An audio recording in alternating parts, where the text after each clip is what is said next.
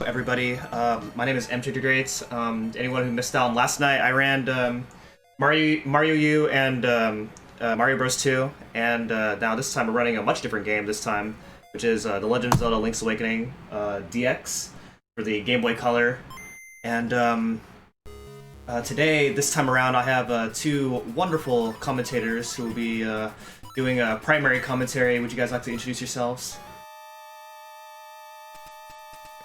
Hi, I am Sapphire, and I use she, her, they, them pronouns. And I am one of those two commentators. Hello, I'm Phantom here. Just give me a second. I'm just making a donation. Oh no. And for everyone out there, this game, Link's Awakening DX, has a donation incentive. It's more of a race, really. Bid war, if you will. Where at some point Mchan's going to be able to switch color tunics. You want the red tunic? Make him take red. You want to see blood? Alright.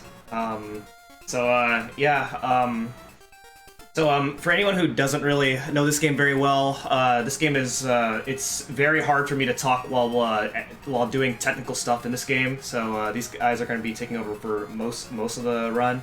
I'll chip in every once in a while, but aside from that, this game is really hard. So, if we're good to go, I'm going to go ahead and start in... Alright, hold up. First of all, can you just right-click in Discord, raise Sapphire's volume by about, like, 5, maybe? Okay.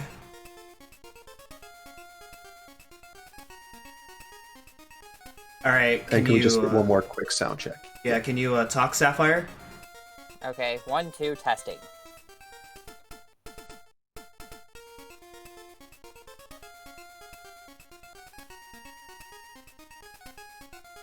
Okay, how about 5 more? Alright, how's that? Testing again.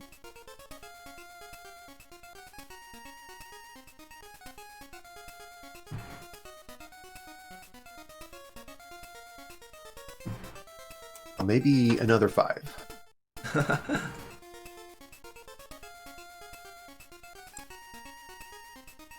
We're doing it live. We're doing it live on air. Yeah. Alright. Let us consider the value of the number 200 here.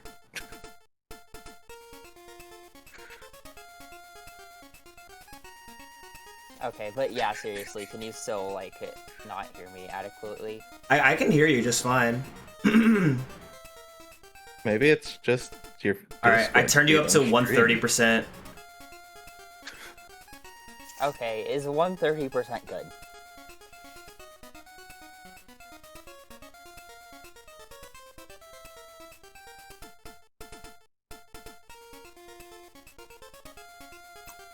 Go up 10 more. Okay.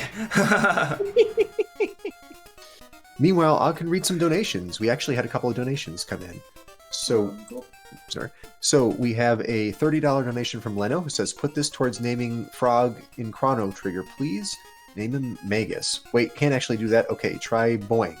$5 on Red Tunic for Link's Awakening as well. Leno, my man.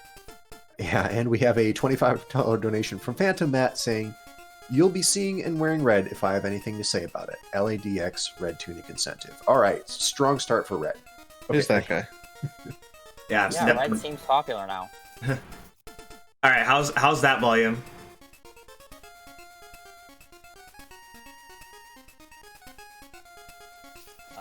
Is it good? Okay, I think we're ready to go. Okay, perfect. Have fun. Okay. Okay. Sweet, let's do it then. Okay, here we go. 5, 4, 3, 2, 1, go! What are you doing? Why are you lowering the volume? Okay, so this is Link's Awakening Deluxe, the Game Boy Color re-release from the original Link's Awakening for the Game Boy. The category is 100%, so in 100% I have to get all the heart pieces, all the heart containers, I have to get all the items, I have to upgrade everything, I have to beat every single dungeon, I have to get 20 out of 26 seashells, and in this version there are pictures, and I have to get all the pictures, as well as upgrade my tunic and get the level 2 sword. So, yeah, as my commentators did explain, there is a bid war between the tunics, so please get your donations in for the tunics as to what I'm going to wear in about 40 minutes from now. Coming up is a bit of an optimization. It's called Early Sword, where if I hold my shield out, then it extends the hitbox of Link by just a little bit, so I can get the sword a few frames earlier after this cutscene. And then after that, I'm going to be grinding rupees. It's a bit random whether I get the 10 rupees, but I'm going to be doing a trick what's called rupee duping. So I'm going to let my commentators take over what rupee duping is. Rupee duping is basically Link holding out his shield while collecting a rupee, so that both the hitbox of the shield and Link's own hitbox both hit the rupees, and that makes the game think that Link actually collected 2 rupees, and it makes these first 10 rupees or so super fast. Alright, great start! With the sword. Darn, I was hoping for bad RNG this run. This is not a good sign. Oh wait, hold on a second. Hold on a second. Oh, baby. Yeah, so this does happen on a regular basis if you're grinding attempts. It's just the nature of a few different categories of this game. You're gonna be resetting this part a lot when you're grinding attempts. Basically, all these grass tops have a 1 in 16 chance of dropping a rupee. Okay, here we go. Here are my rupees. All right, let's go. You really want to get as many as you can on the beach because it's like, I think 25 or 50%. Yeah. Much better. Oh, the shopkeeper's not happy with me. Oh my gosh, he killed me. The run is dead. Do I have time to reset? No, you just have to continue, thief. Commit.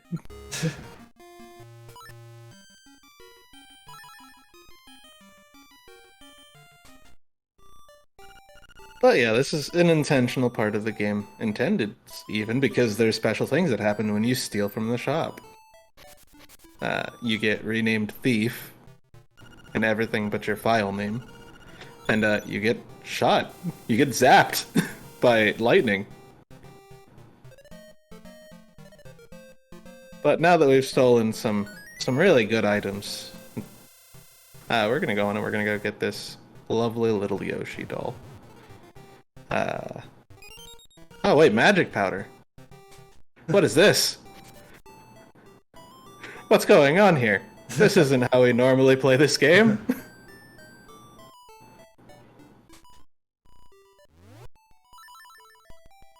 You're supposed to go get the mushroom and give it to the witch.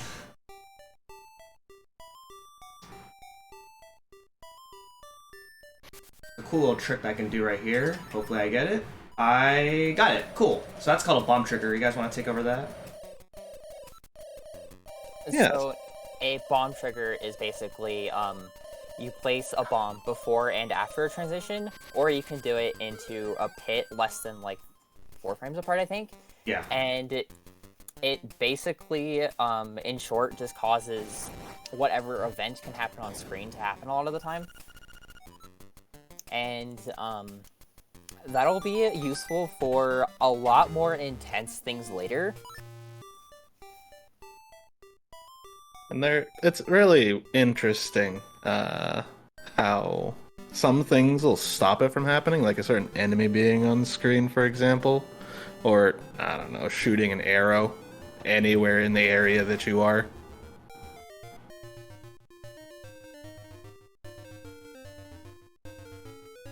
Yeah, and so there's gonna be more instances of like the bomb triggers I did there were like they only saved just a little bit of time. There will be bomb triggers later on where the bomb triggers really break the game. So this is the first dungeon. It's called Tail Cave. Pretty easy dungeon. The item of the dungeon is the Rock's Feather, which allows you to jump. But then there's also some other tricks that you can do with the Rock's Feather that these guys are gonna talk about. Yeah, and unlike most Zelda games, you can jump of your own free will. That's the best trick of all. Can't tell you how many times I've been playing Link to the Past and went, man, if only I could jump.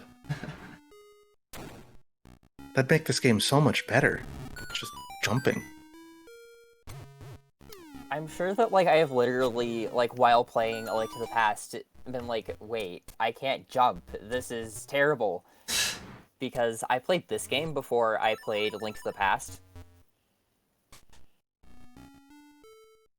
Yeah, I was watching a guy playing Link to the Past yesterday and just sitting there going, man, if only you could jump. I wonder if there's some better game out there where you could jump. Just constantly needling him about it. But now that we have the Rux Feather, I think, Yes. we're going to be doing some interesting jumping. So, did you know, for example, that if you go into a wall and jump away from it, you actually play Mirror's Edge for a second, and you jump off the wall? That's known as a super jump. What we do is we clip into the wall, because hitboxes are interesting. Even more interesting is the architecture of dungeons, because every wall is a ledge. And you just fall off the ledge, taking you even further than you thought possible. Nice.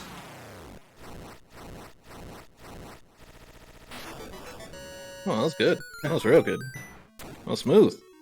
Yeah, so Link's Awakening, in general, are known to have some of the toughest fights. So you'll be seeing some strats where what becomes some really tough fights become really trivial.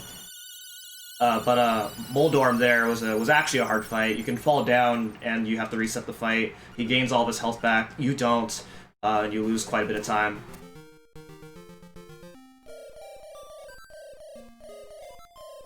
Honestly, the hardest boss in the game, just because you just take so much damage and it's so finicky. Actually trying to get away from his big head and hitting him. And you don't have a lot of heart to start out with, so you could die pretty easily.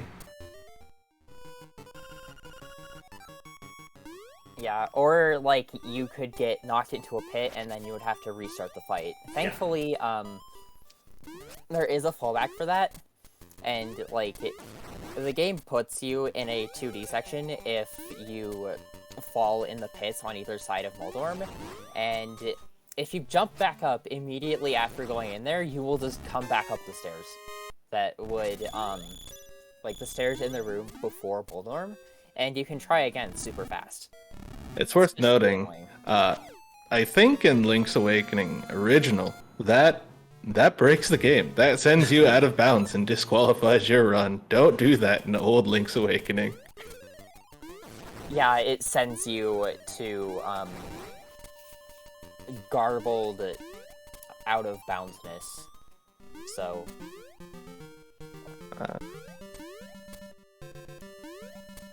and yes, this is the Japanese version of the game for the person in chat who asked. The Japanese version gets away with certain things, like, for example, just pressing the B button to skip the dialogue that said, hey, hey, hey, hey, hey, hey, hey, hey, hey, there's something really bad, you should go talk to Madam Meow Meow. Yeah. Where that's like 12 or 15 hit text boxes of what I just said repeated 2 to 3 times. Yeah, and that's actually not just a Japanese thing. It works for all but English. But Japanese just has the fewest the fewest amount of text, which is why the Japanese is preferred. But also, more importantly, we're playing on 1.0 for some of these tricks that we're doing.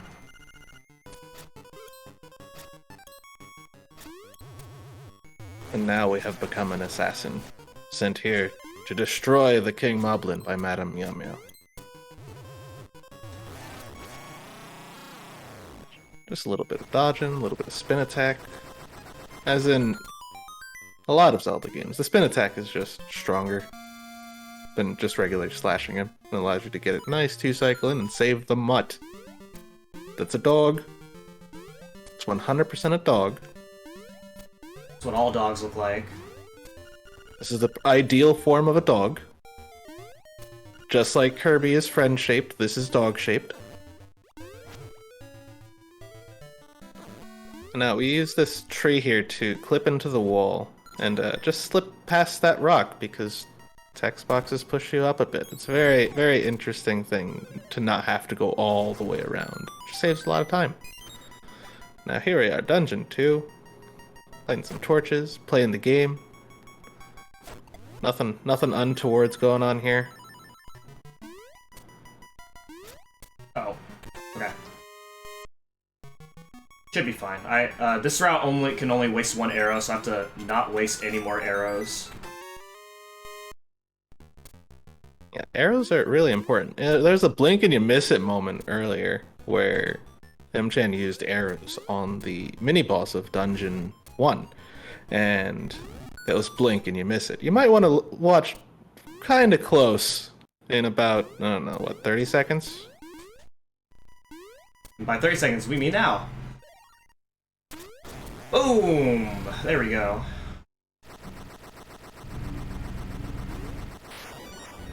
My god, he's dead. You've killed him. So difficult. Basically, in short, arrows are super effective against some of the early mini-bosses in this game, which is why we go steal the bow super early. It's ridiculously overpowered, and we get it for free with absolutely no repercussions. Yeah. I can't read Japanese, so I don't know that they're calling me thief.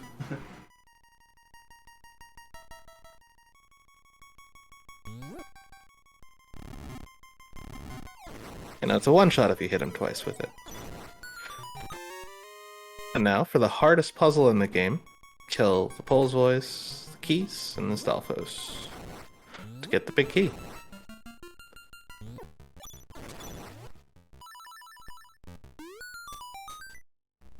Big key. You've been playing a little too much Link to the Past lately, I guess. I've been playing a lot of things that aren't Link's Awakening. I've been playing a lot of Zelda games.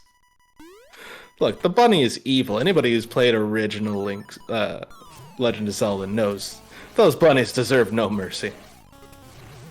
And of course, we're in the genie fight now, who is very annoying. He's in a bottle. We have to throw the bottle against the wall 3 times in order to get rid of him. Or at least to get rid of it, and then we can actually attack him.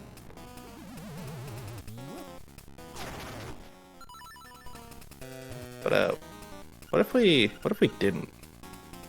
What if we just clip into the wall, throw it so that way the pop breaks instantly, and just bomb him?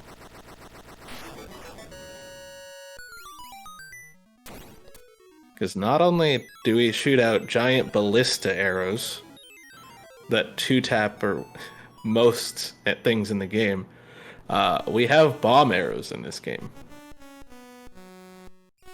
We did it first, not Twilight Princess. And definitely not Breath of the Wild. Yeah.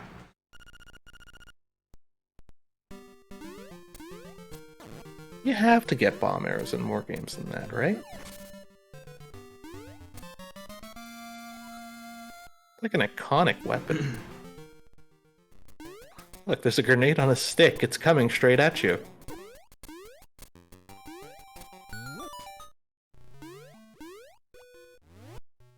Yeah, it's like you get to shoot bombs at things. It's cool. And, you could use it to, blow open walls from across the room. It occurs to me, unfortunately late, that there should be a photosensitivity warning. Yeah, fortunately with the FPS of the stream, it's not that bad, but it could still be kind of problematic for some people. Yeah. So whenever we go to the Mad Batter to do an upgrade, photosensitivity warning.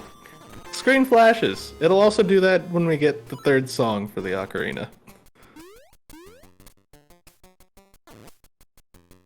But we go over there, we upgrade our... What do we do first? Bombs. We do bombs, right? Yes. So now we hold just a sickening amount of bombs.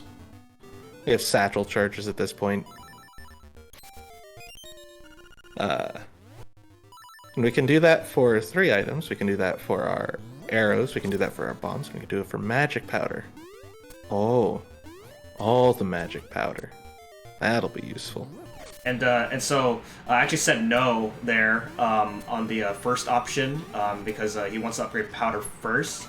and we actually upgrade powder last because we don't use powder very often, and so we try to upgrade our bombs and arrows as early as we can, and after a certain point, our bomb and arrow count management isn't as precise anymore.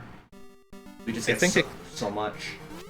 I think explicitly we use it 6 times.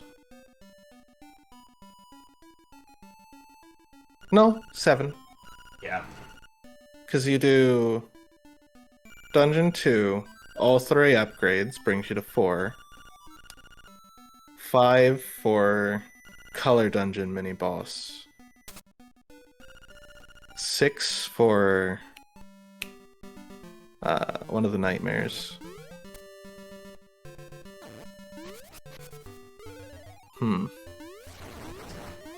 That's about it. Yeah. Very, very useful item. We said knowing that we could skip it, if only we knew how to get into Dungeon 2. Alright, so coming up is a really big sequence break. It's called Villa Skip. So let's go ahead and talk about this. So normally, what you would do is you'd go get 5 golden leaves for Richard and then go into the back of his house. But really, why bother when we could just, again, play Mirror's Edge and jump over a pit? Pausing to buffer so that way when we fall, it doesn't make us fall. And then we just hold down to transition. So now we picked up a golden leaf, but that's actually the key for Dungeon 3. It's very well disguised.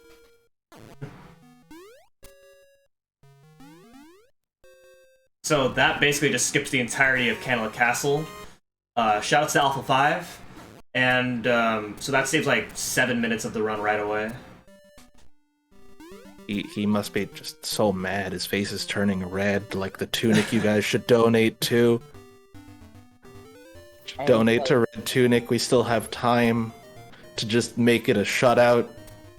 And you might be wondering why in 100% we would skip at Candlelit Castle, because, like, it has items in it, right? Surely you would have to get them. Well, the D3 key actually replaces the golden leaves, so it doesn't really matter if you get them or not. So we can just go ahead and skip it. It's an interesting definition of 100% we have. For example, we don't have to collect all of the secret seashells. We just have to collect the 20 that we need to get the sword upgrade.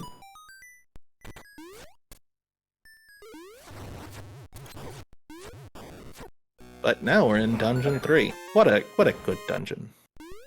Also, I should mention the thing that he did just a few seconds ago to get that seashell, where he went over the water. That is called Jesus jumping.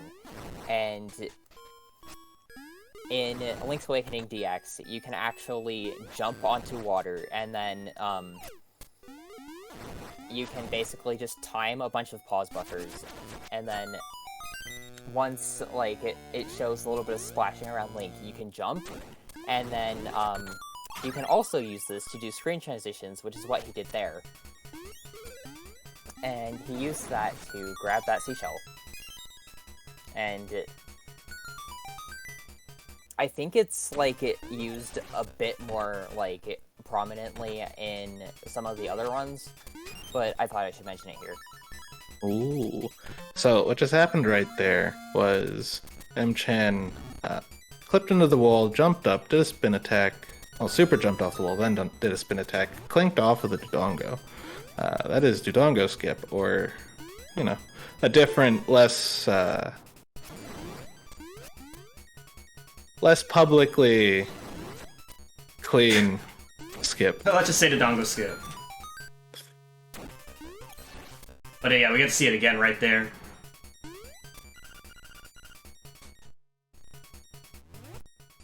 Yeah, easy. We skip having to get most of the keys in Key Cavern. Just clip through that block there. Should be worth noting, I killed a bunch of enemies early on, and that's because right now I have a power up called Piece of Power. It's a power up exclusive to Link's Awakening. Go ahead and, would you guys like to explain Piece of Power?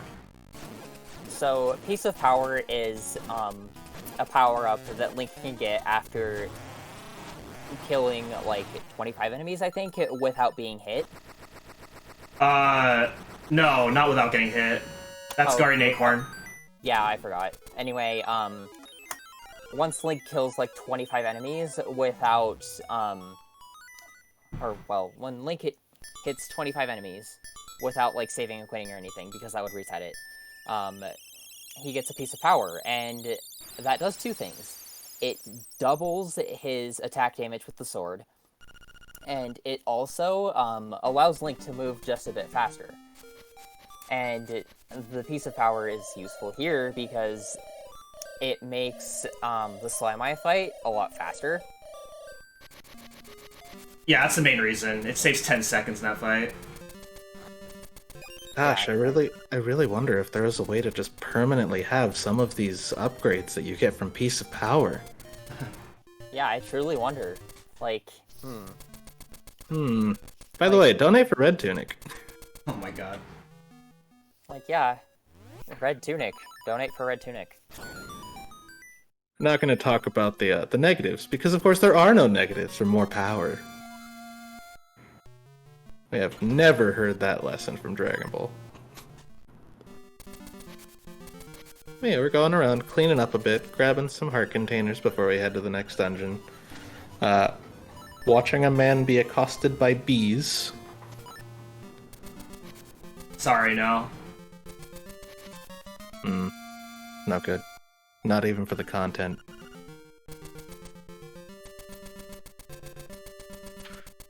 So now we trade the stick that we totally got by getting into Candlelit Castle, which we totally did the trade sequence for.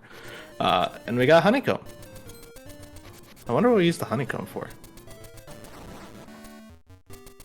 Yeah, that honeycomb is used for something, I think. Yeah, I wonder. What can we use honeycombs for? Would we, like,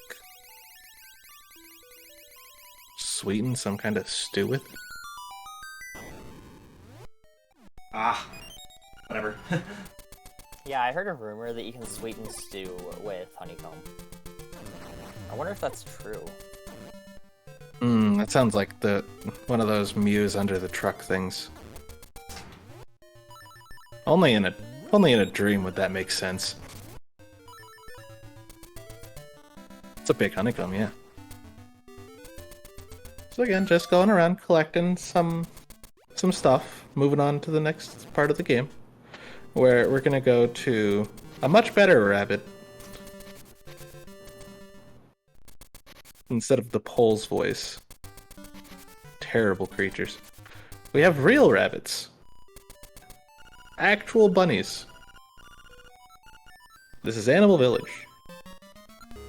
Huh, a bear. Asking if he could take this honeycomb for stew and trade us for a pineapple. I think the pineapple would work better in the stew, honestly. And it goes on pizza. Yeah, Hawaiian pizza's delicious, man. If anybody says otherwise, well, you should donate to Red Tunic. No.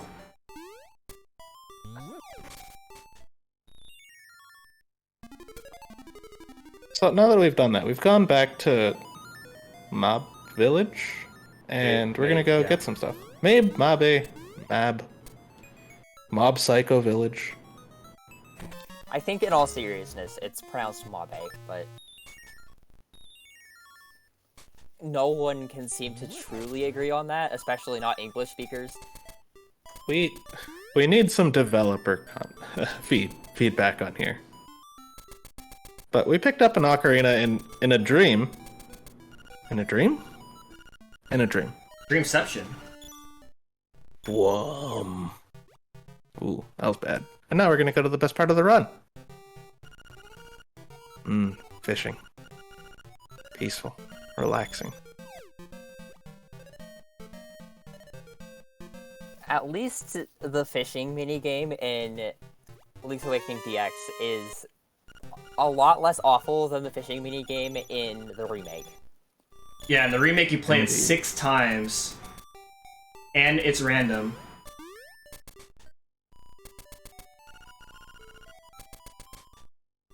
Which, actually, it's, I actually saw a comment earlier if any of these tricks work in the remake, and the answer is no. The remake and this version are completely different. Yeah, the remake has its own broken mess of glitches that you can do. Yeah. Honestly, like, if you want to see that, then, like, just go watch an any % run on the Switch remake.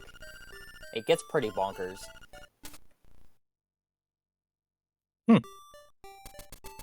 It's a nice mouse taking a picture inside somebody's window.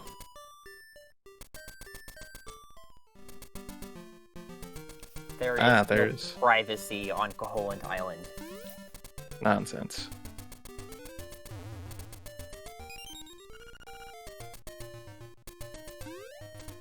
So we bonk this tree, get a nice seashell. Everyone totally knew that tree had a seashell in it when we were kids.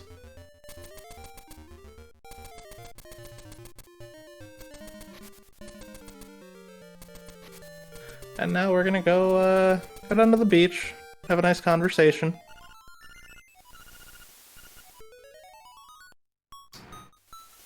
Alright, this is the best part of the game here. Did you know that these seagulls in this cutscene fly around randomly each time? You deserve getting Red Tunic. I hope you know that. I did not actually know that the seagulls flying were random. Like, that's just a random thing to have random generation on. I'm saying random a lot. It's pretty random of you. I mean, yeah, I think it's kind of random. Totally, like, not intentional or anything. Just being a little random here. Alright, and then we have picked up Marin. And then we're gonna go jump in a well with her. Yeah. You know, just normal things to do with a girl that you picked up on a beach. Well, technically, she picked you up on a beach. We're just returning the favor, that's all. Yeah. Well, hey, who cares about details, right? No, they can't. Sorry. Frog-faced Link. I forgot.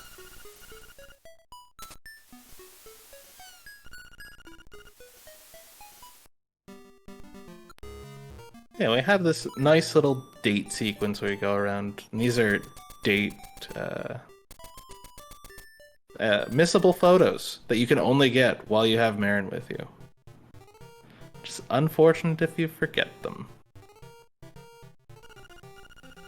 Yeah. Here's why. Go ahead. Thankfully, there's only like 3 photos with Marin, and they're all within a relatively concentrated area. This is why Terran deserved to have the bees attack you. But no, had to skip it. He probably got stung. His nose is red in that picture. Man, maybe he was sick.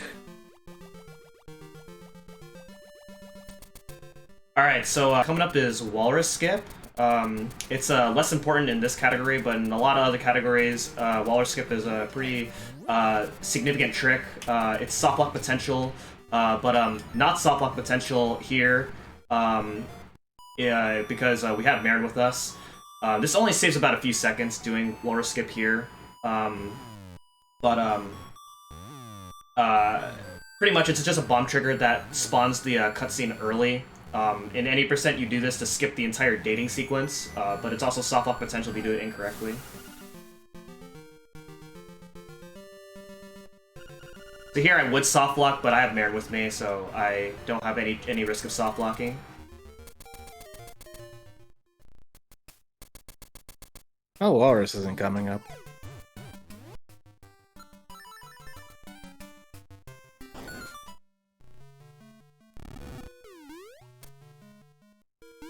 Alright, so we're gonna grab another heart container back here.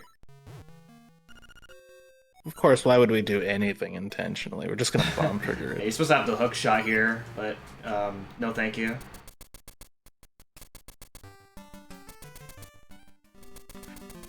All right, so coming up is a particular room. I don't know what's in this room, but I just shoot arrows in here anyway because it's fun. If you haven't done it yet, which you probably have, you should absolutely throw for content. Disappointed in you. But yeah, like, I have absolutely no idea what was on that screen. We just shoot arrows in there because it's tradition or something. Yeah. We have just a little bit too much arrows. So we just gotta throw away some arrows for a little bit here. And I saw a question in chat. What's the bid war cutoff? It's when we enter Color Dungeon, Dungeon 0, which I believe is the dungeon after the next one. Yes. If I'm remembering the route right. Yeah. Yes. It's been a while. A bit rusty. So now we're gonna go over here. We're gonna get accosted. There's this owl that keeps on bugging us. At least he doesn't make us suffer by saying, "Did you understand?" No? Okay. I guess I'll just repeat everything I said again. And as you slowly get more annoyed, you continue pressing no. Because you're mashing. Giant worm? Living in a sand pit? I didn't know this was a Tremors game.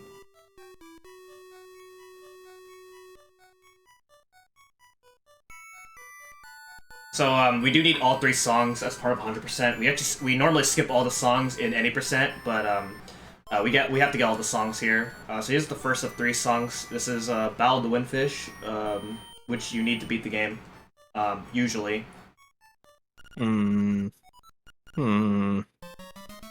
Only in this category. Oh, I almost said no, and then I would have lost a minute there. But you could have said no. You should have said no.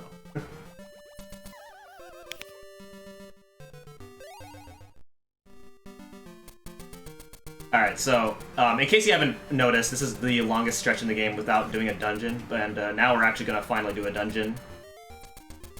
Thank goodness. I was worried that Nintendo would make a Zelda game that didn't have many dungeons. And you'd just go with long stretches of time with just little mini dungeons. Yeah, what kind of dungeon is that? Or what kind of Zelda game is that?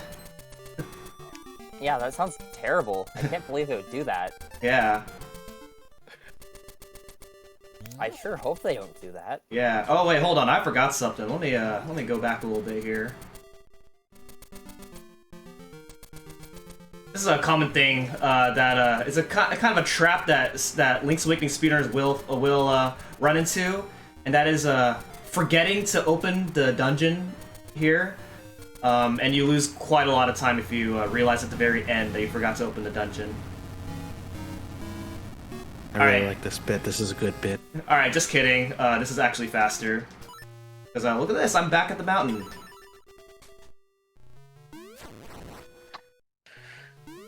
I get a brief snippet of best song, and then we're forced to just leave it behind.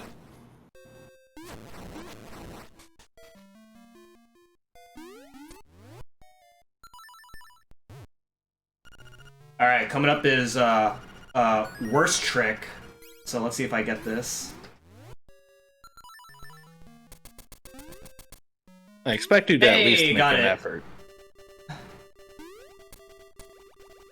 So that's called obstacle skip. It saves a quarter of a second. We do it twice, so if you do it both times and you save half a second, it's not worth it. It's always worth it. How dare you? Intend your tricks, Mchan. Thank goodness. That water was getting so bright on my eyes. The blue really hurt to look at. On a related note, if you don't want to see blue this entire run, because it really is just grating on the eyes, you should donate to Red Tunic. We still have some time to just completely ensure that Mchan gets power, though. That's a butt sword.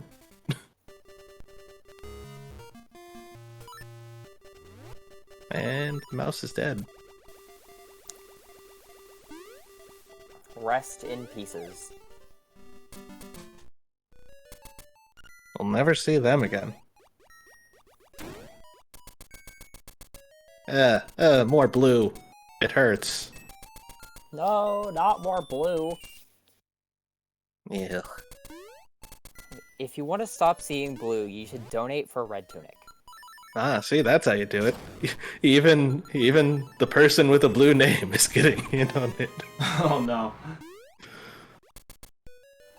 I am secretly a double agent, and you did not hear me say that on a stream with 10,000 people. It's fine, because ruby, sapphires, and emeralds are all just the same mineral. It's just a different pigment. This is true, actually.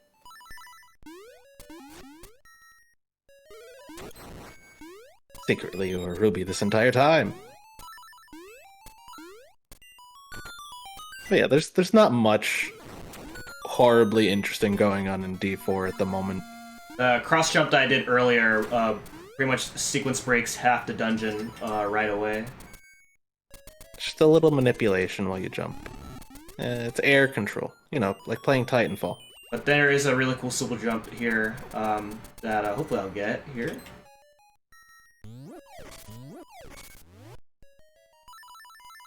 Oops, hold on. Okay. Okay, just like that. So you can recoil off the P-hat while you're super jumping, and it'll take you straight to the boss, to the Nightmare Key. There is another slightly faster way to do that. That looks really sick if you can pull it off. And then this is the hardest boss in the game. Yes, I did it!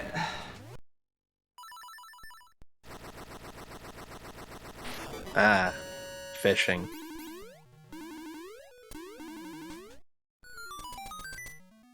So now, with the fish dead, unfortunately anglerfish were an endangered species, and Mchan, I'm sorry, you're gonna be fined.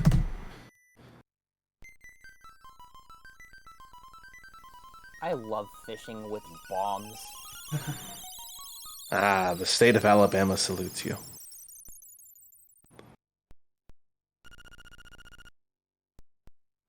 But we're coming up on the cutoff for that donation incentive for making sure that Mchan takes Red Tunic Yeah, you still got a little bit against of his time. will.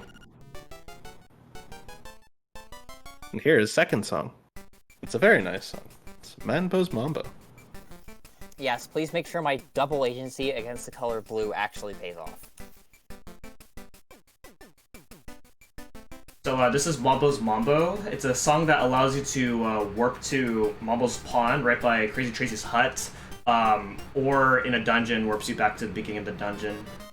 We only use the song about a few times because we are allowed to save and quit in this category.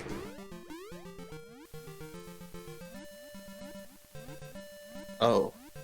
Oh, indeed.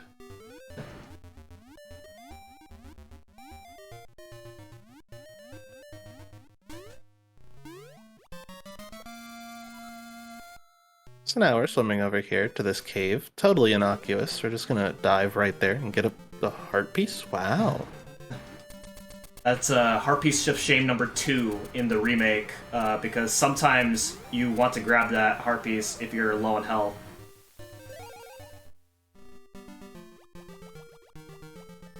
So, when do you go get the heart piece on the other side of Canalit? Much later. Alright, just making sure.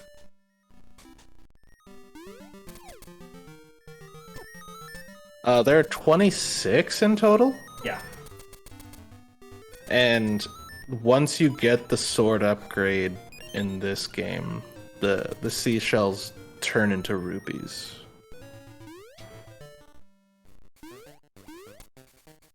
So now we have a ghost following us. This is great. Yeah, real quick, I'm gonna do this bomb trigger, which allows me to skip a few more steps of the training sequence, and then coming up, I opened up a metronome program that allows me to time this next trick easier, so hopefully I can get it. I'm gonna slight series time for a few seconds here.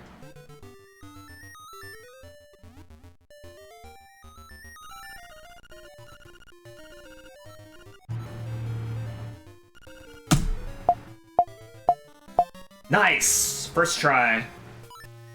Woo, congrats. I was unaware that we used metronome programs for this now. Okay, thought but we then just up still next went is for it. early lens, so go ahead and talk about this. So this trick is terrible. This trick is awful.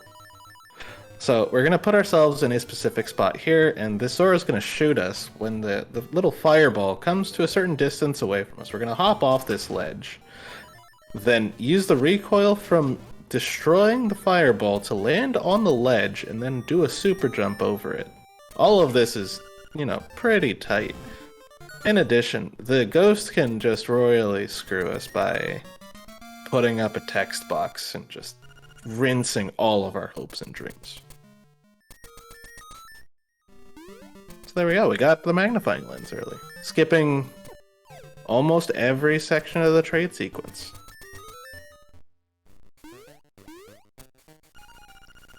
And then we never have to worry about the trade sequence ever again. Yeah, well, there's one more step technically, yeah. Oh, it's that mouse that died in the mountains. Keeps coming back, I swear. Can't get rid of him. George Romero not would be really. proud. And we've stolen a man's boat. We really want to get off this island.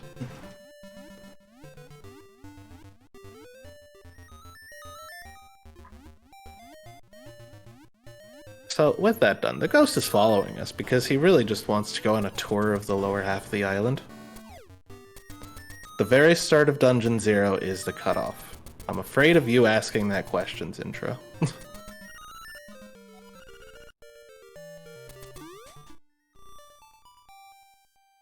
We didn't fish his corpse. Alright, We're so, innocent, the fisherman did. yeah, so the ghost appears after beating the 4th dungeon, and we have to bring him back to his house and then to his grave. It's about a 3-minute side quest, but this is required because we have to do, there's a picture that involves him.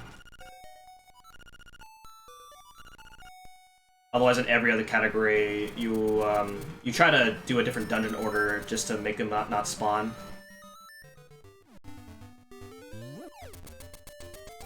Alright, so this is the very last step of the trading sequence here, which is this cave over here. If you have the magnifying lens, then you can see this Goria, and he'll give you the boomerang for whatever is equipped on your B button, which in this case I'm going to equip the shovel, because I do not need the shovel anymore. Yeah, everyone gives him the shovel. Like, I think you could give him, like, the sword or, like, the hookshot or something, but, like... You that's... can't do anything that has, like, a level or a quantity, I think. So you could do the feather, you could do the boots, you could do the shovel. Down, yeah. Well, yeah, but, like, doing any of those items would basically, like, either cause severe problems with trying to finish the rest of the game, or it would just make it impossible. And the boomerang, unlike most other Zeldas, is really strong in this game. Like, whew! My Boomerang goodness. is OP. Like, I love getting it as the first item in a randomizer, because that's happened a couple of times, and, like, yeah, it's a happy moment. Because, like, that boomerang is, it can 1 or 2 hit most enemies in the game. Photosensitivity warning, we're gonna get another upgrade. So, avert your eyes.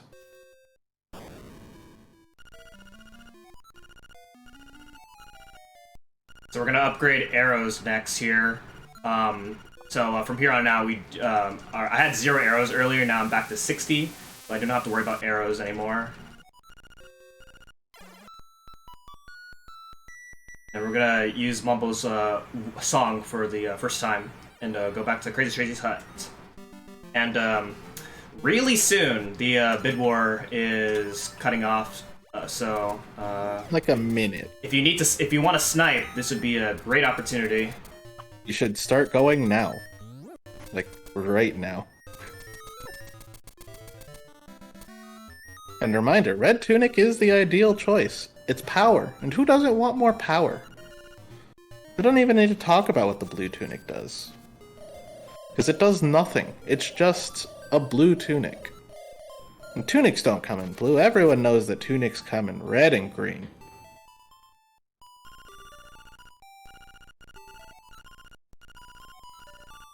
And so here's And the maybe- picture that, from the ghost.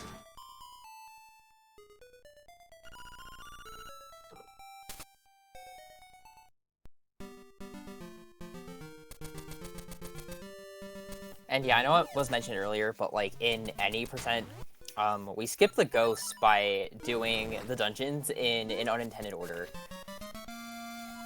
Because like with some serious shenanigans, you can beat D6 before you go into D4, and I think that prevents the ghost from spawning, doesn't it? Yep. Specifically, it's getting the level 2 bracelet prevents it. Yeah, and that's kind of what happens when you do D6 is L2. And then... cut off. All right. What do we got, Feasel?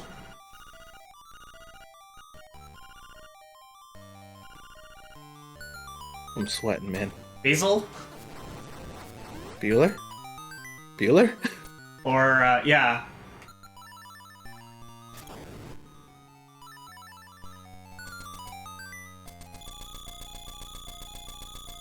Oh no. Feasel has stepped away. I think Feasel fell asleep. This is a really relaxing game. Okay, so anyway, this dungeon is a color-based dungeon. It was added to this version, and it came back in the remake. Basically, a lot of the puzzles involve matching colors. Oh. We actually did just get a donation for the tunic. Okay. Shall I read it? Got a Yeah. $31 donation from Zintro saying because tunic should be blue and pineapple should be on pizza. $31, so that actually puts blue in the lead. Oh, nice! Well, that's it. It takes blue. Also, Zintro, we told you if you like pineapple on pizza that you should vote for red. Come on. Thank you guys so much. Betrayal. The It came from very inside first the time in house. a marathon, blue wins. It's not 30 Red for red. always- It's 30. Red always wins, and now blue gets this time to shine. Oh, I need to talk about what blue tunic does. Ugh. Ugh. So, Blue Tunic basically reduces the damage that Link takes by 50%. And That's it. really It doesn't do anything else cool. You don't get crazy strong. You don't get cool knockback that sends your enemies flying away. You get nothing. All it is half damage that he shouldn't be taking anyways. Yeah, like... I love the color blue, but like we kind of got snubbed by the devs when they made the blue tunic. Like, come on, at least give us something cool with it.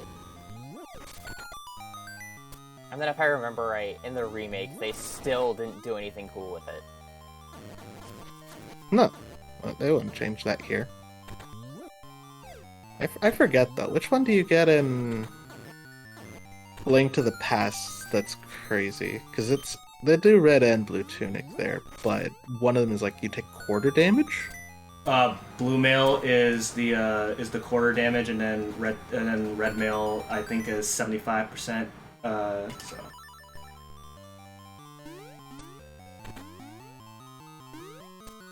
But New Life.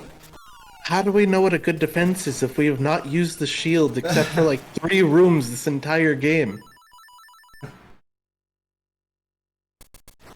Alright, so in the immediate sense here, you lose 1 input for having to select blue tunic, but basically the tunics in this route, the tunics are mostly preference. Red is in theory half a second faster than blue, but it's so negligible that most people just choose blue. Yeah. The downside with red is enemies have more knockback and also more iframes, which it does pose some issues, but there are points where red tunic does save time over blue.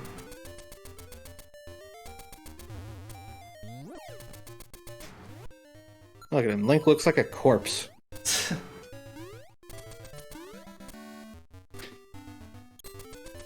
Ah, well. I guess we just have to accept this run of life, don't we? I'm gonna grab this seashell here. Alright, so this is Signpost Maze, a very unexciting part of the run here. We just have to go from sign to sign without reading the wrong sign. This jump sucks here, hopefully I get it. I got it, it's cool. This is the other point where I'm going to say that there's a photosensitivity warning coming up after we walk down the stairs at the end of Signpost Maze. This one's a bit longer. Also, if you don't like music that's just not good in this game, maybe mute for a bit too. But I like frogs, this song. Frogs can't sing outside of the Muppets.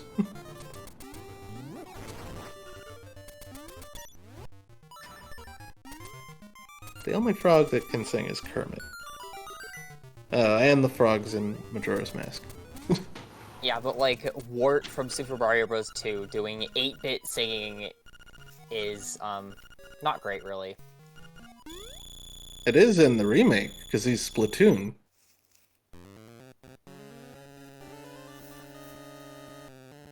Yeah, so the screen this is flickers quite a lot, but yeah, it flickers at 60 FPS, but the stream's at 30 FPS, so it shouldn't be that bad.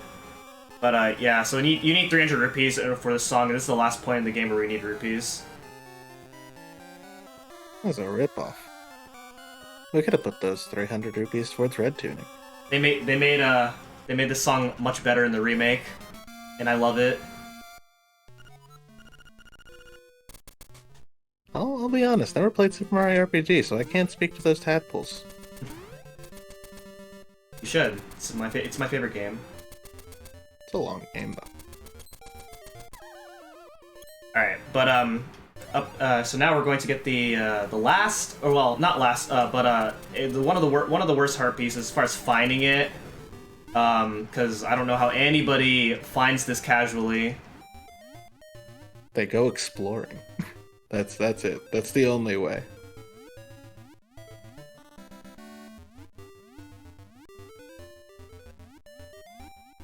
I think it was like Nintendo trying to make you buy a game guide kind of thing.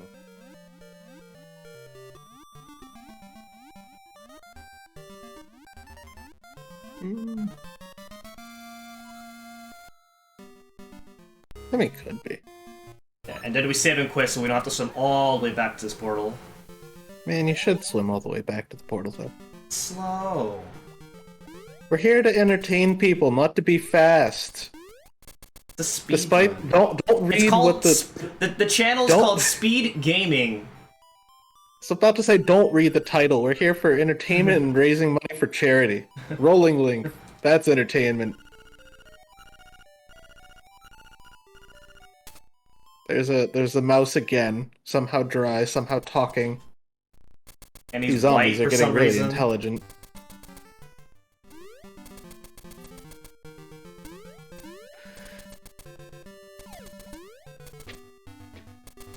Now, what are we doing? We going to Dungeon 6? Well, we gotta get the key for it.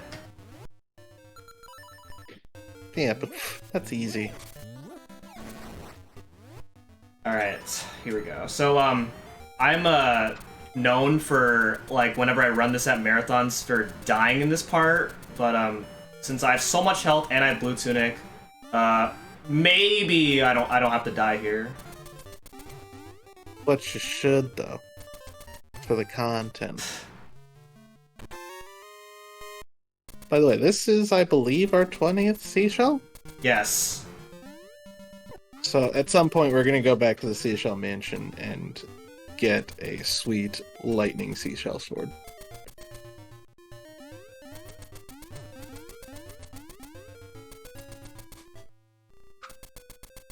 It's also worth noting that while you can't vote for Red Tunic anymore, you can donate to many other exciting things for this marathon. I believe someone did a Chrono Trigger naming one? That was interesting.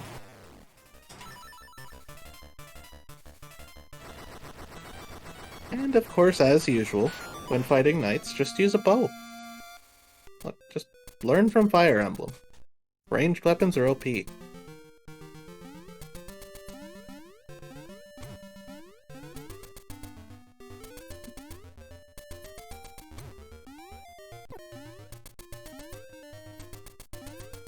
Yeah, so with the combination of wall clipping and the shield, you can just get move past these Armos pretty easily.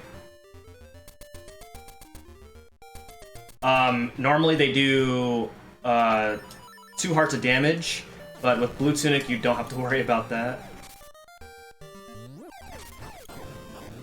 Also, regarding incentives, if you want to look at a list of them, go to speedgaming.org/incentives, and there is a full list of them. While we're walking through Dungeon 6, because it's not the most exciting thing to start. It's just walking, doing some stuff. A little bit of jamming here and there.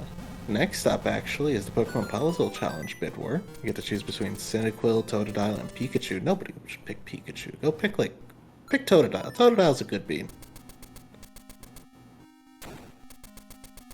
We have a hand cam for Sion-Sorium? How do you pronounce that? Ooh. An upgrade to Cadence of Hyrule. That's a pretty good one. And really, I'm looking through this because Dungeon 6 is just... half of this is place bombs, use boomerang, hold up and left in this room. Cry a bit when you get the Wizrobes off pattern, but not this time.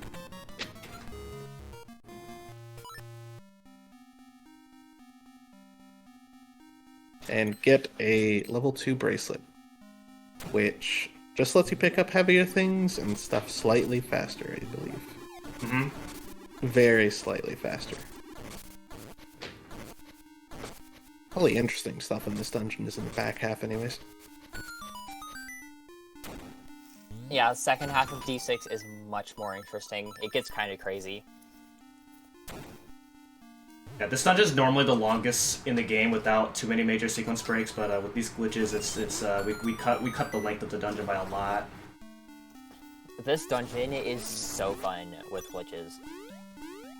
Like, there's actually like a segment of it that we do backwards. It's cool. Yeah, so we're actually doing the dungeon backwards right now. Through the power of super jumping, we could just jump Y'all up and over know walls. that you can open up chests with pots.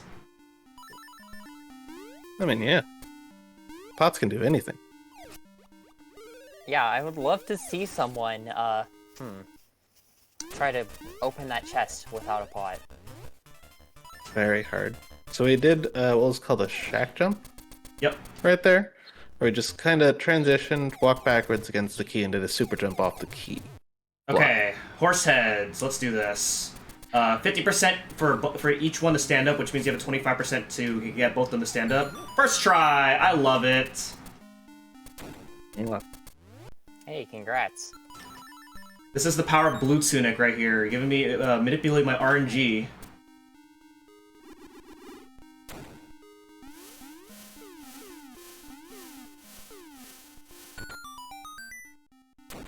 Alright. You definitely don't want to fall inside that black hole, because that'll just take you back to the start of the dungeon, and that's slow. I've never seen anybody do that. Yeah, never. No, sir. I think I did it in a randomizer once, but we don't talk about that. Oh my god, no. Alright, so this is Facade here. Very tough fight here. He just plays bombs and you win. I like them better in the Oracles games. Yeah, at least the fight's interesting in Oracles. He at least has other attacks and doesn't wait until the entire room is clear of tiles in order to do other things. I don't know if there's super jump in the remake. There's not. I don't think At least there- not in the way that it is here. I mean, there is a thing in the remake where, like, you can get up onto, like, the ledges between rooms because, like, you know, the Link's Awakening remake is 3D, and, yeah, you can actually, like, get up onto the walls between rooms in the dungeons and run around on them. And that's used in any percent a handful of times. Talking owl. What was Link doing with that bomb there? Oh, he was dunking and bumping and dunking and bumping.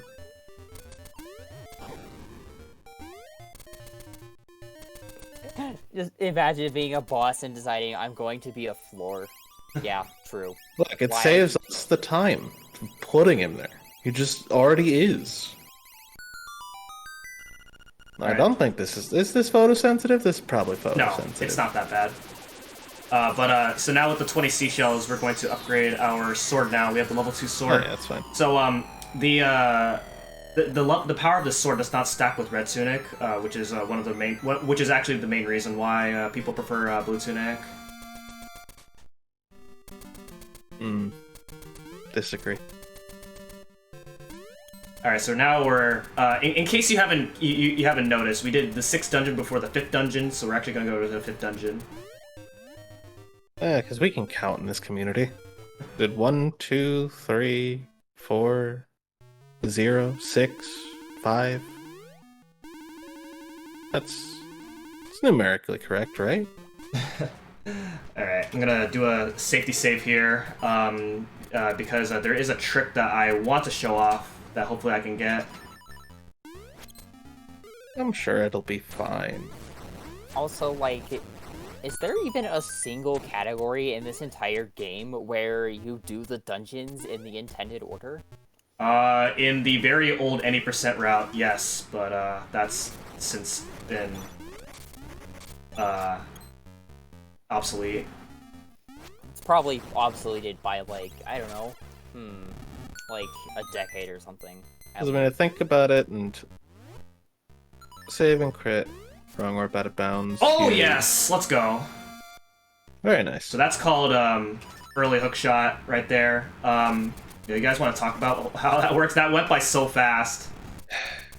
Trick also sucks. The way it works is the key drops, and in the next room, it's coded so that way the Master Stalfos drops the hook shot. But the hook shot is a key in the game's back end. So we can just pull the key in from the other room using the boomerang and have that key become the hook shot, and then go back and recollect that key because it wasn't ever collected. It's silly. You have to be lined up quite precisely in order to do it. Wasn't that trick, like, it found somewhat recently? No, it's been a thing, but it's been like developed into runs in 2018. Oh come on. Recent's strong word for anything that we've done with this game. Yeah, this route's held pretty strong for the past 5 years now. I think the newest thing that's been added to this route is going into the cave on the way to opening D4. Yeah, which but is just like optimization. yeah, but that's like that's like 4 years old now. This game's pretty rock solid in routing nowadays. Okay, so now I'm gonna do a bit of a different route here. I'm gonna do what's called hookshot clipping. You just basically just flip in between the block and the pot and mash hookshot like this, and there we go. Yeah. What are walls? And Yeah, blocks? what are walls? Merely obstacles. That's right. So a little story about this silly hundo route. We had a guy do it a week before the tournament for 100% started, and everyone just was floored because, oh wow, here's a thing that saves like 5 minutes or something silly. Dropped on us right before the tournament started. That is, like, top tier trolling, honestly. Like, I wouldn't do that. Just, like, introduce a major change to a route right before a major tournament. Just because it's doing a silly. So that was Slimeal. And just used the hookshot, pulled him out of the wall, stabbed him a bunch.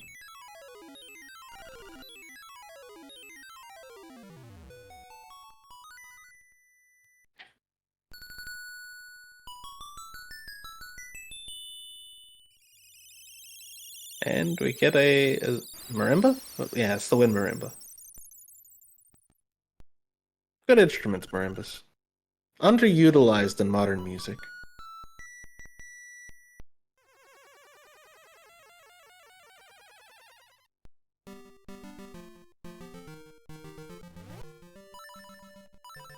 Now we use the Mambo's Mambo to go back.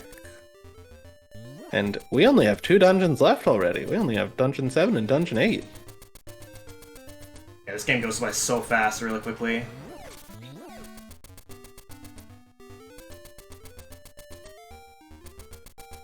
Now we get to hear the best song in the game for an extended amount of time. Thank goodness.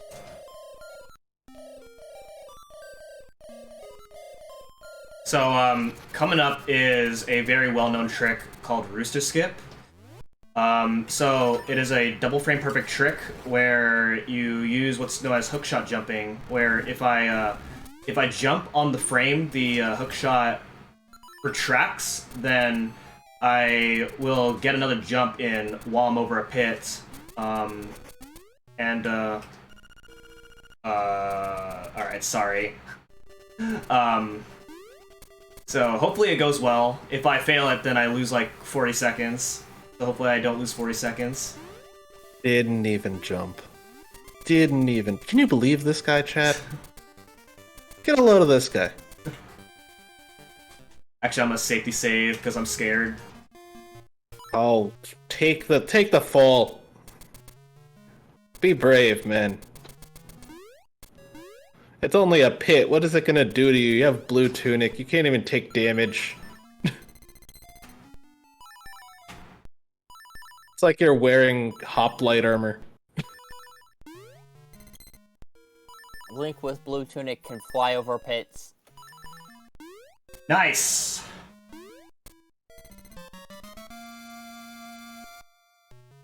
This is an interesting time to mention that our menus are interesting in this game, where if you open the item menu, it's 1 frame to buffer, and if you open the map, it's 4, Yeah, I believe. yeah. So using a combination of that, we can basically do almost anything buffered in this game. It's kind of slow. Yeah, you can do it without buffers, but it's much harder.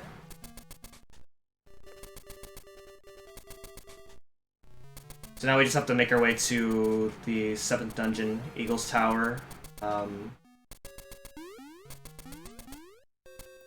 Also, just for reference, nobody intentionally does unbuffered Rooster Skip. I mean, I'm sure that, like, you could do it, but why would you? Like, I definitely remember people doing it intentionally. I didn't think it was a good idea at the time. Ah, the sound.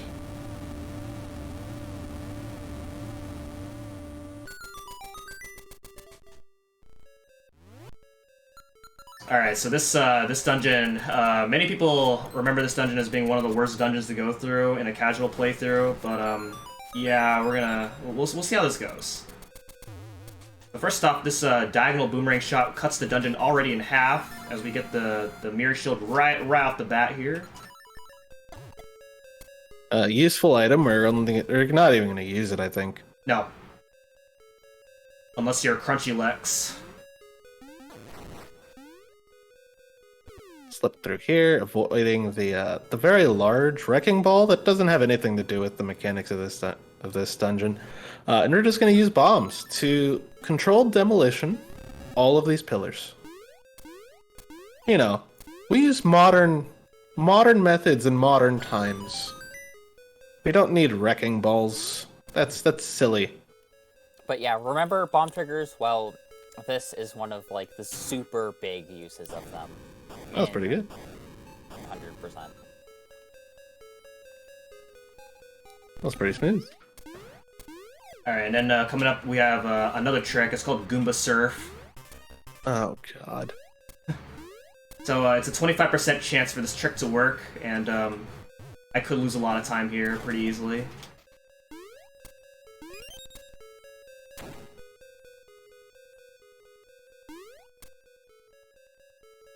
But yeah, there's like Ooh, I love it. there's like a 25% chance of the Goombas actually going in the direction you want them to. And yeah, if they don't go where you want them to, it can waste a lot of time. Yeah, so now we're going to be fighting Evil Eagle. Fighting is a strong word for what we're about to do. Gonna hit him once with a hook shot, look down, and... What's that sound? What's going on here? By God, he's dead. You killed the bird. He only got two sections of screen time.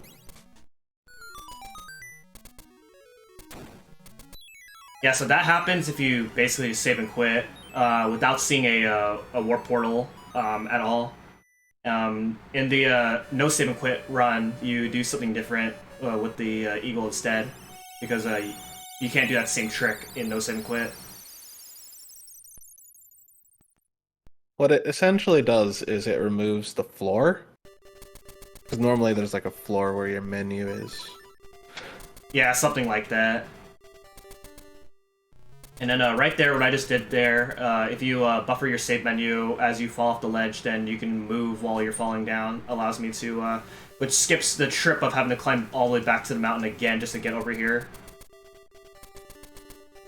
Now we're just going to be, doing a bit of walking. A little bit of running, a little bit of hookshotting.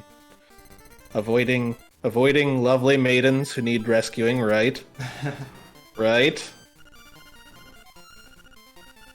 And you're gonna do it the cool way, right? Sorry. Utterly disappointed.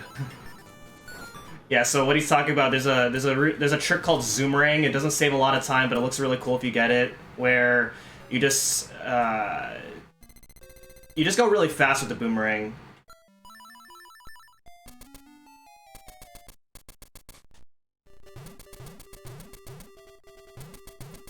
Every day we stray further from the way this run should be. Pick up Blue Tunic. We get all our RNG lining up for us. We don't even do Zoomerang.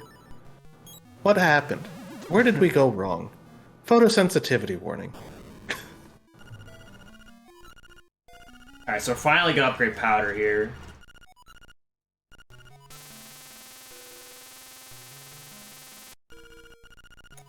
And yes, our only date here is speed. I need to zoom in on Link's ears. He's wearing headphones just listening to Eurobeat.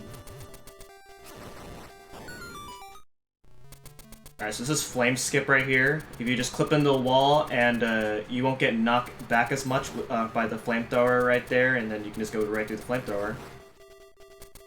You know, who needs a level 2 shield? Certainly not us. Now another bomb trigger here. Because why would he need to play any instrument aside from the bomb? The bomb is the best musical instrument. Just ask Tchaikovsky. Alright, so we're here in Turtle Rock, not to be confused with A Link to the Past and A Link Between Worlds. Hold on, I'm looking up. There have to be other turtle rocks.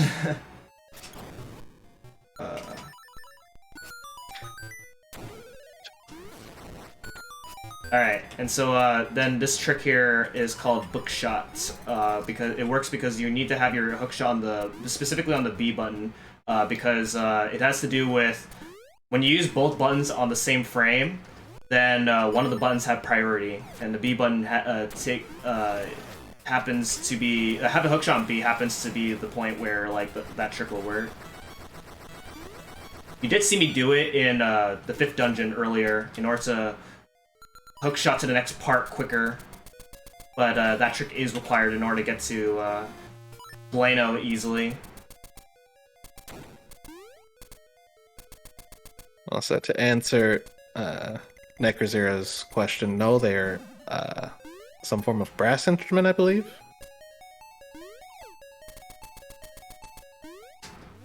It really depends on what your definition of a percussion instrument is. They're a detonation instrument. Bombastic. Got outplayed again. Mm.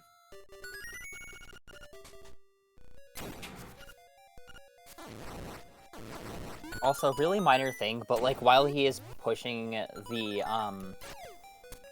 little thing that cleans up the lava around, you can actually still jump, and that just saves a few seconds. And also, it looks funny. There goes the enemy that we should have fought in D4 down. Oh, you know what? Necra has the perfect correction. It's a concussion, not a percussion instrument. We've all been outplayed here. Oh. Kudos to chat. Let's give it up for chat. Shout out to chat, honestly. Love you guys. Yeah, you guys have been very supportive throughout the marathon. It's great. Alright, this is called Lava Jump, which allows me to clip into that wall so we can super jump over to the boss, and this is Hothead. Very terrible boss. What do you mean? Things are just starting to heat up. Ooh, that was a good fight. I love it. So that fight's actually much harder to do fast than I made that look, because Hothead only takes damage in like certain spots. But that was a pretty good fight.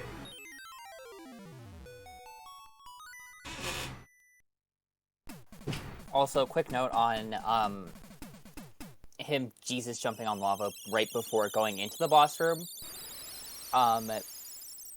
For some reason, like water and lava and stuff actually pull Link down a pixel or two, and you can use that to do a super jump in a wall that you would normally not be able to flip into. Well, that's it. We're just heading to the end of the game. We've collected all the instruments, we have all the songs, got all our item upgrades, we finished the trade sequence. Look at that, that's a nice looking inventory.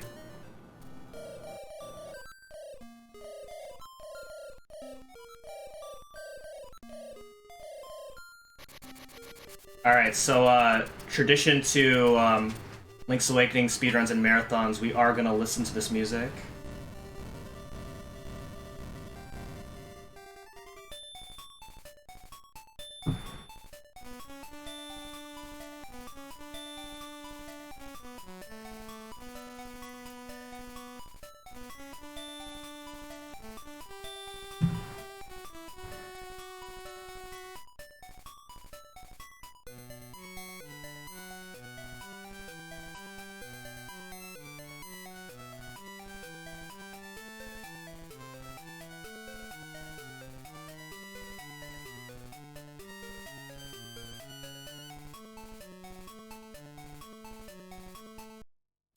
All right, so lots to explain here.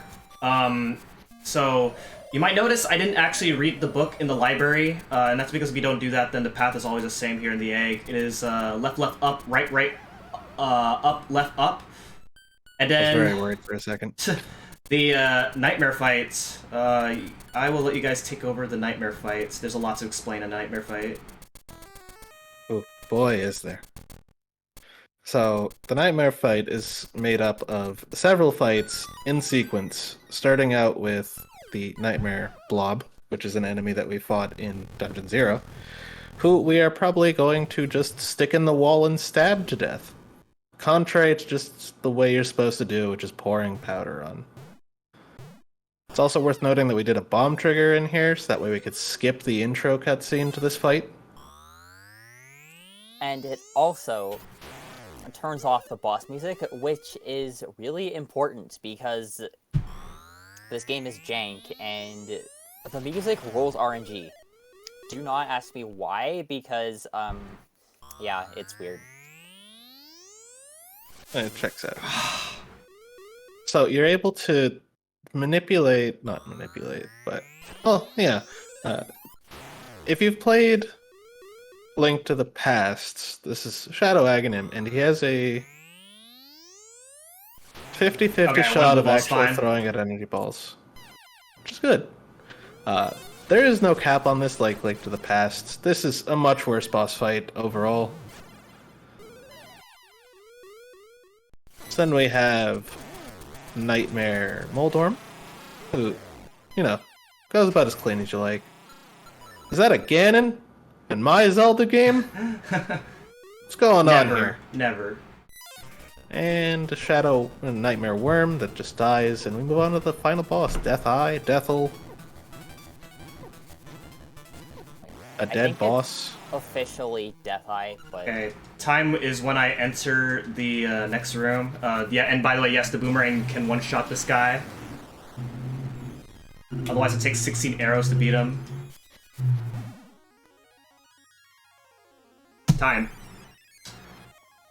121.19. That is my best marathon time. So I'm really happy with how I played. huge GG. Indeed. Good job. Lots of good RNG, played very well, not very many mistakes. You know, thank you to Matt and Sapphire for hanging out with me during the run. And thank you for giving me the opportunity to commentate on this, because this is actually my first ever run commentary. Yeah, and you did great.